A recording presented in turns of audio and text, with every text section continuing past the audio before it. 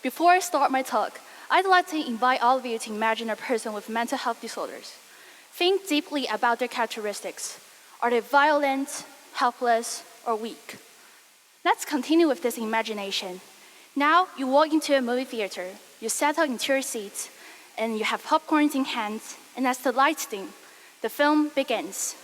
And soon, a character with mental illness appears on screen.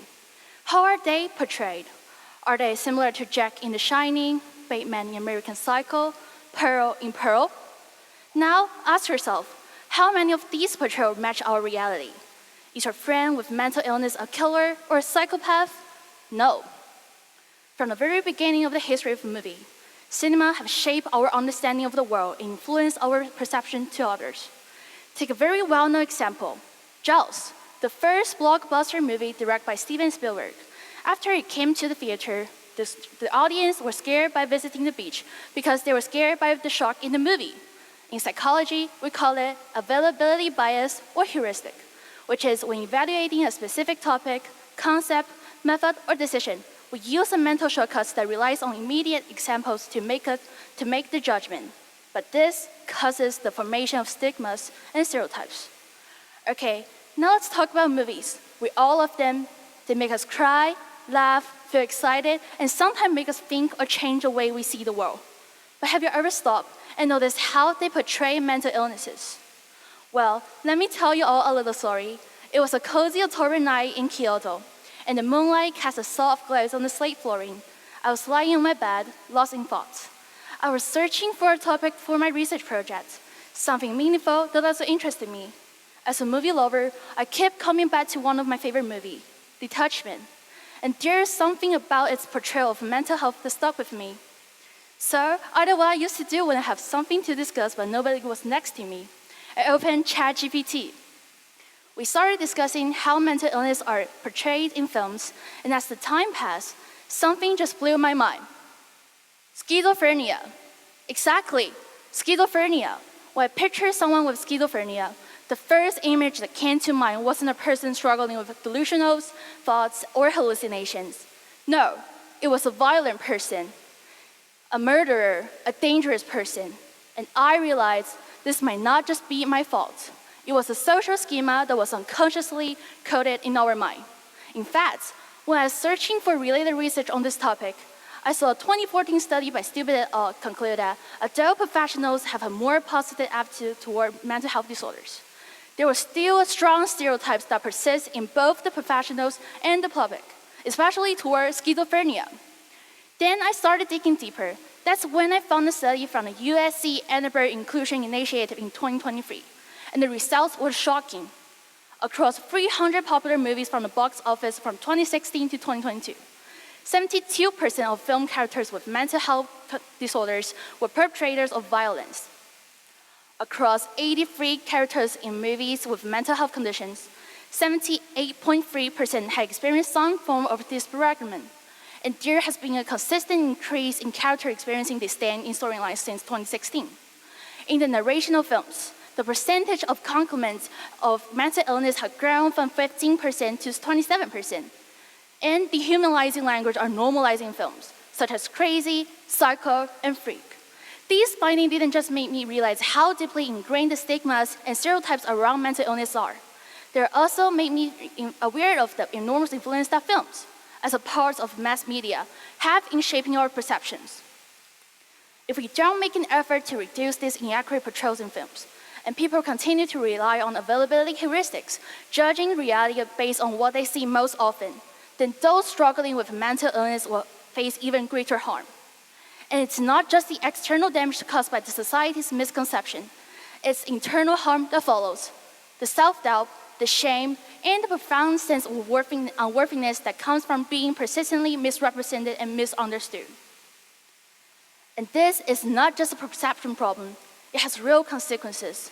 As I mentioned, the way that mental disorders are portrayed in films does not just stay on screen. It seeps into our mind, our conversations, our policy, and most importantly, the way we treat real people who are struggling with mental health disorders. Social distancing, the desire to stay away from those with mental health conditions, the invisible wall that the society builds around them, is a great challenge for mentally ill people to deal with. Let's consider this in our daily life. Imagine now you are a person dealing with schizophrenia. You are suffering from schizophrenia. You can hear whispers every morning before you even open your eyes. And those voices are murmuring just beyond your reach. You try to shake it off, convince yourself it's just a dream. But no matter how you try, the voices never go away. When you look into the mirror, the reflection is not yourself. Sometimes it's another person, a man, a woman, a child, or other creatures. You see imaginary people around you, and occasionally they terrify you, annoy you, and make you can't figure out what's real and what's delusional. Rarely do people know what you are suffering from.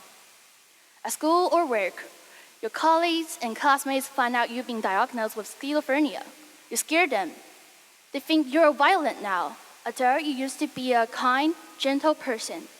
They used to talk to you. Now they keep their distance. They used to invite you out. Now they don't even make an eye contact. One day, you overheard them whispering, "He or she is a psycho." But you're not violent. You're not dangerous. You've never wanted to hurt anyone. Still, they're afraid of you, and that fear becomes a cage. Discrimination in school or workplace makes you feel worse. Something terrible is that it prevents you from seeking help as you start internalizing these stigmatizing things, which makes you feel shame and lowers your self-esteem. One day, you stop reaching out for help because you think, if the world sees you as a lost cause, why even try? Now we have learned how stigmas can hurt people, but we need to know how our fear and desire of isolation are shaped. It's not just because of our instinct. They are reinforced by the stories we consume, the narrative we are exposed to, and the way that mental illness are misdepicted in films. In the DSM-5, the key features that define psychotic disorders in schizophrenia are delusions, hallucinations, disorganized thinking or speech, and grossly disorganized or abnormal motor behaviors. Two major negative symptoms that are associated with schizophrenia are diminished emotional expression and avolition, which means a decrease in motivated, self-initiated, purposeful activities. However, when you look at how mental illness is portrayed in films, we see a different story. Characters with mental health disorders, especially schizophrenia, are usually depicted as unpredictable, violent, or antisocial, even though antisocial behaviors are not a defining trait of schizophrenia. This blending of disorders creates misleading stereotypes on mentally ill people, especially those towards schizophrenia, that people having hallucinations and delusional thoughts are dangerous and they're all psychos. But that's not true, and yet, time and time again, the misinformations and the misconceptions are reinforced by filmmakers. The question is, why? What drives producers to depict mental illness in this way? Are plots more important than accurate portrayals? While storytelling is meant to evoke emotions, engage audience, immerse them, and thrill them, it should not come at the cost of misrepresenting reality. Mental illnesses are never a tool to arouse tension and heighten fear. They are real and could happen to anyone, not just a backdrop of character development. We love well-crafted psychological thrillers or dramas that have tension, but they should be built on the right understanding of mental health instead of harmful myths. That's where the real power of film lies, not just in their ability to entertain, but in their potential to shape perspective, challenge stereotypes, encourage us to think, and show our reality in a thoughtful, artistic way. Film is a powerful tool. It can misinform, but it can also educate. It can stigmatize, but it can also heal. For too long, the depiction of mental illness in films have been driven by fear, sensationalism, and harmful stereotypes. But storytelling is never just a way to entertainment. It carries responsibility. A single film has the power to shape our perception and, most importantly, to affect real lives. Mental illness is not just a plot to enhance the story. It's a human experience that deserves to be told with dignity, truth, and hope. Thank you.